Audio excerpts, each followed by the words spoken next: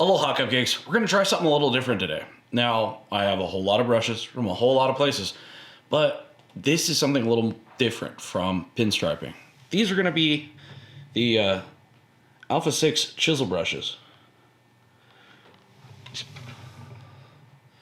Let's see what weird stuff we can do with them, shall we? So let's see this thing. I think I'm going to start off using this old panel. And since it's an Alpha 6 brush, we're going to use some Alpha 6 paint. Yay, magic. I guess the middle size, right? Makes sense. Let's use that one. Now, I can already tell looking at this brush, I need to have extra paint. Like, this isn't going to be just like a couple of drops of paint. We need to palette out quite a bit of it, and that's kind of cool. So when I looked it up, chisel brushes are typically used for blending purposes. Now, anybody that works with enamel, at least lettering enamel, knows how much fun blending isn't. So, I guess maybe for shading, like it kind of does that.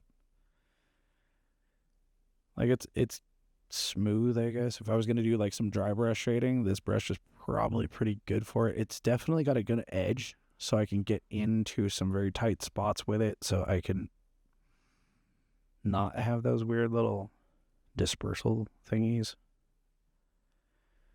It definitely pulls some interesting lines. Like it being at an angle, I have to kind of, if you hold this thing straight up, it's not gonna make good contact. So let's give this try on something for real here.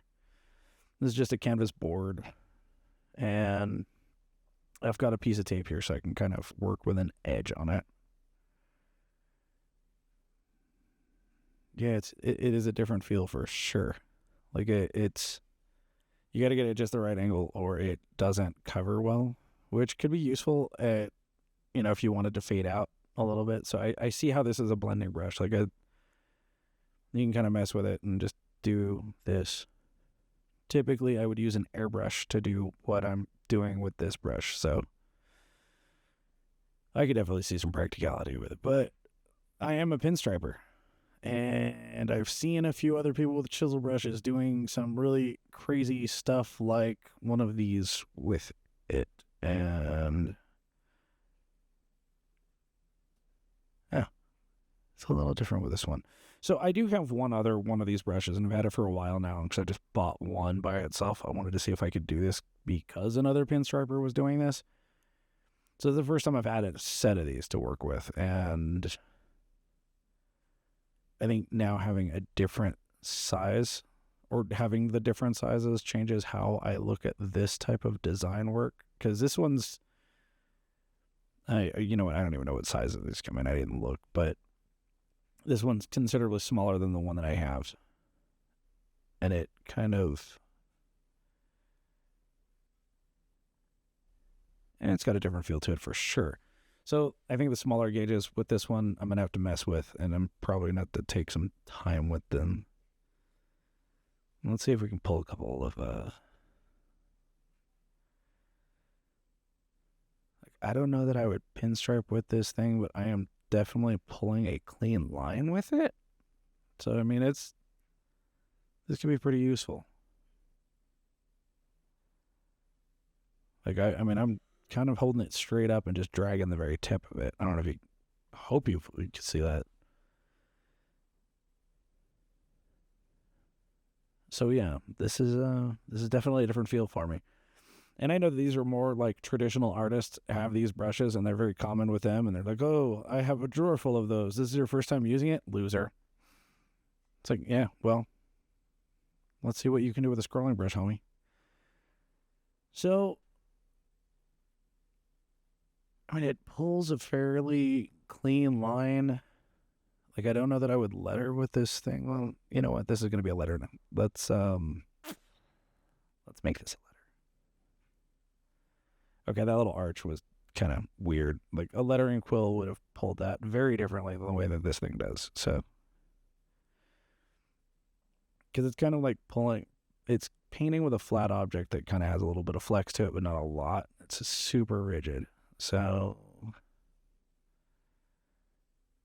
I mean, you can probably letter with this one pretty well. You'd probably have to go over everything twice just because of that angle thing. Or you could just get better at getting the angle correct. Oh, you mean you'd have to practice, practice, practice. One day someone's going to say that phrase and I'm not going to hate them for it, but, I've gone as long as I've lived with just hating on everyone that says it. So, here we are. I mean, it's okay, I can work with this. It is definitely a different kind of brush, though. I at least when it comes from a person who is a pinstriper, and that's like my primary thing is that I do a lot of line work. So working with this thing, it's kind of like working with the fattest pinstriping brush I've ever had with an upright handle to do things that, a quill could do this just as fine. Most of my detailing brushes can probably do this just as well. I think it's just that having this brush gives me a different perspective on what to do with it. And it could also be because I don't actually have any understanding of real artwork and using actual art tools. It's like, what do you mean it's not an HLVP gun? Why not? Here, I hate the letter S when I'm painting. So let's see how this one handles that.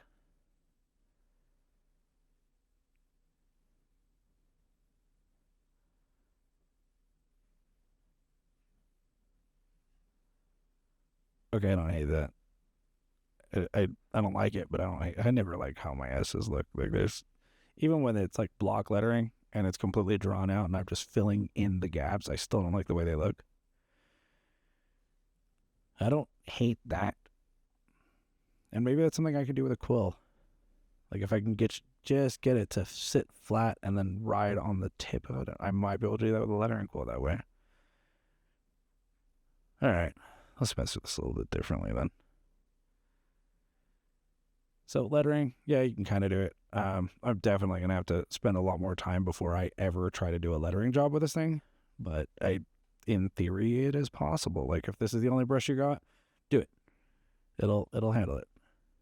It's these weird little ribbony looking things. They kind of remind me of the, I guess, American classic tattoos when they have the little ribbon banners that have, text in them. Let's just see what I can pull out with one of these suckers. Okay, so it does fade even when it's, and that is why they are blending brushes. So it's not going to work the way that a quill would, and it's not going to work the way that a striping brush would. It's just something else that gives you a very different accented kind of stripe with it. I don't dislike it. It is definitely going to get added into some of the other work that I do. I don't know that I'm going to put this into pinstriping designs as much. The people that I have seen that are using these things for their pinstripe designs are doing impeccable freaking work. I just don't know that I'm going to be that guy. Because it's just, it's a very different scope of movement, if that makes sense. And it's just thinking through that differently. Like, I'm not sure how I would do this and make it into a design that has the kind of flow that just striping work does, or Dagmar's work, or like the way scrolling flows. It's a smart study, isn't it? Because it looks like I can use this. Like, I've done a couple designs with the other chisel that I just really detest the way that they looked. Like, I just didn't like it.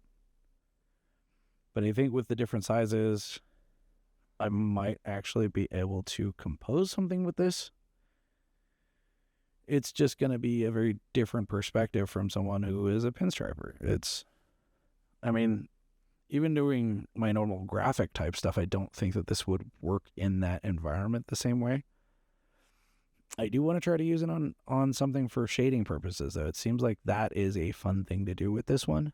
That's going to probably be the smaller chisel. And I've got 3 more sets of brushes that I'm doing those reviews for, and I kind of wanted to get those done, hopefully in the first 2 weeks of this month. So I may not even work with these things too much for the next couple of weeks, but I see the potential with this one. it definitely has a flow to it that changes my way of thinking, and it changes the way that I think I need to work with it.